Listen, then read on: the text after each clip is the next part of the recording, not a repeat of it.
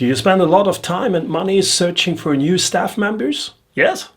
But do you also pay enough attention to train the new hires properly? I will explain you the 3 most critical mistakes during the onboarding process that you really have to avoid.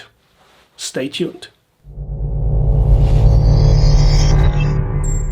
If you want to learn more about leadership and career, do subscribe to my channel by clicking on the bell. You will be notified automatically about new video uploads.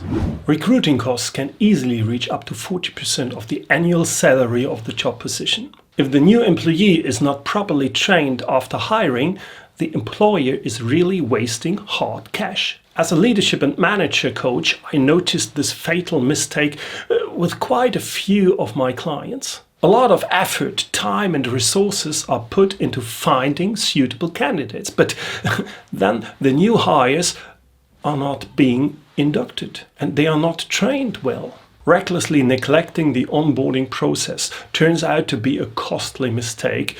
For example, when the new employee is already leaving during the probation period, or it becomes clear far too late that the person doesn't really fit in the organization or the team after all. There are 3 really bad mistakes during onboarding that I come across time and time again and that simply should not happen at all. Number 1, poor preparation. When a new staff member is hired, it should be very clear at an early stage what tasks he or she will perform and what the goals will be. This information has to be stated in writing before the recruitment process begins.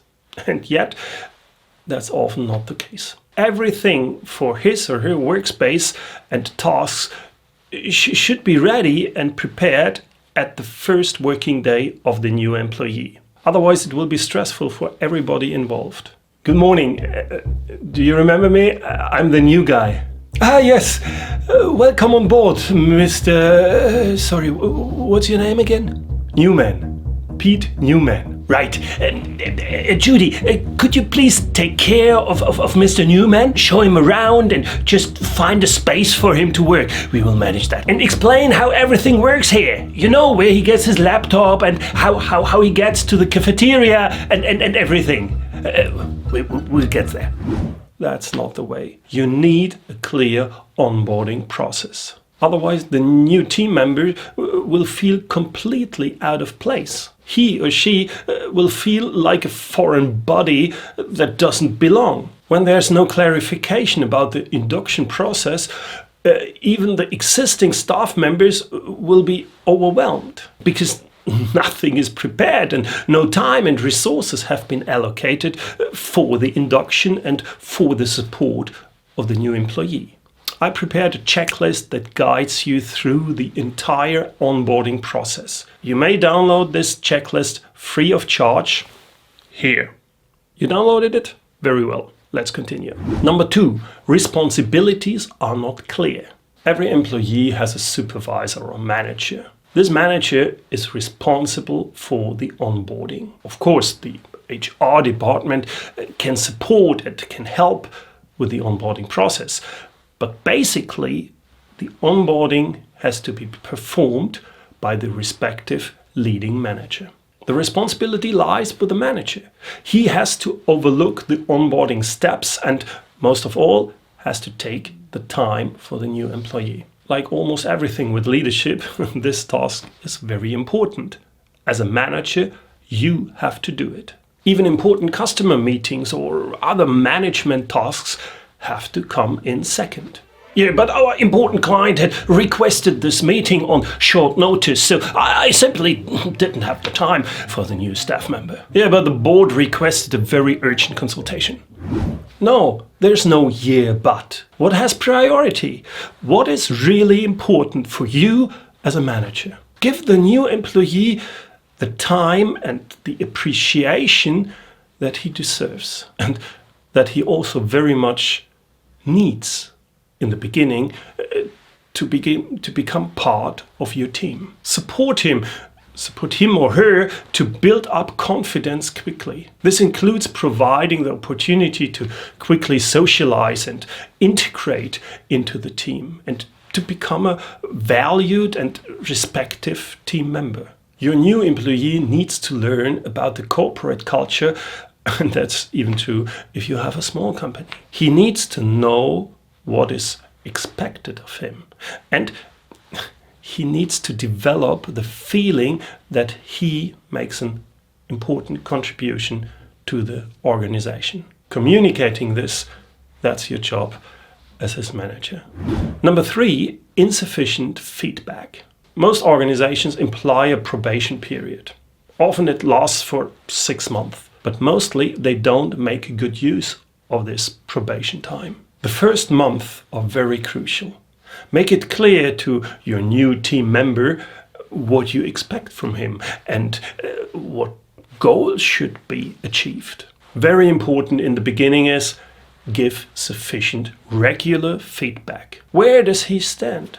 How can an employee develop and become better if he doesn't know how good he is and whether or not he's meeting your expectations? It shouldn't happen, but it might happen that an employee doesn't perform as expected. In that case, you have to let him go, despite all efforts made on both sides. This is why there's a probation period. But it also means that you have to make the most of the probation time, and you have to take your time to talk to your new employee regularly. Help him to understand the goals and expectations and to live up to them. Don't tell him what you expect only at the end of the 6-month probation time. That's just not fair. Arrange for a feedback meeting every other week or at least once a month. Give feedback. Tell your new team member how well he is performing and offer support and additional training if needed. These meetings with your new team member can also be used to agree upon short-term goals. Goals that the employee should reach in the following weeks to become a full member of the workforce after the probation time. Unfortunately, a lot of managers don't do that. And what happens then is that the manager didn't have time for the new employee, and now, close to the end of the probation period, a decision has to be made whether to keep him in the company or not. Shall we keep the new guy or not? Well, I haven't had much time in the last month. It would be just unfair to let him go now just because I didn't have enough time for him. That's correct, but what was actually unfair is that you didn't pay attention and you didn't take care of your new employee from the beginning on. What happens often is you employ a lousy candidate after the probation time, and at least in some countries, like in Germany, you can't get rid of him after the probation time that easy like in the probation time, just because of legal rules. Therefore, always consider set up regular meetings with your new employee already from the first day on. From the first day to provide feedback, preferably every other week. If you do that, you will know latest after 6 months whether working together makes sense or not. There will be no surprises or disappointments.